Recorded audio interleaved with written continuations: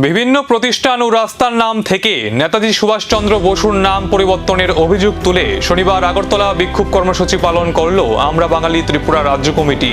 বিক্ষোভে অংশগ্রহণকারী নেতৃবৃন্দের অভিযোগ, বর্তমান বিজেপি সরকার পশ্চিমবঙ্গ ও ত্রিপুরার বিভিন্ন স্থানে নেতাজির নাম পরিবর্তনের মাধ্যমে ইতিহাস ও জাতীয় ঐতিহ্যকে আঘাত করছে।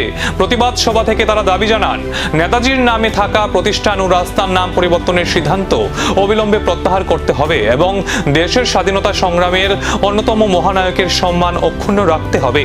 বিক্ষোভের অংশগ্রহণকারীরা বিভিন্ন স্লোগান দেন এবং বিষয়টি নিজে জনমত গড়ে তোলার আহ্বান জানান। ভাবা যায় নেতাজির মতন ব্যক্তির বিরুদ্ধে এই ধরনের অনন্ত মহারাজ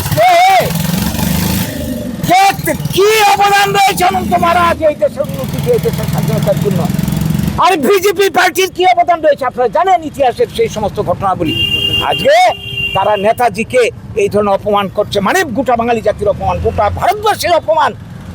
তাই আমরা এই অপমানকে কোনো মতে আমরা মানছি না, সহ্য করছি না। আমরা তার তীব্র প্রতিবাদ করছি, ধিক্কার জানাই ওদেরকে। কাজেই তারা যদি তাদের এই অ্যাটিটিউড যদি পরিবর্তন না করে, আমাদের আন্দোলন আগামী দিনে তীব্র গণ আন্দোলন আমরা তৈরি করব।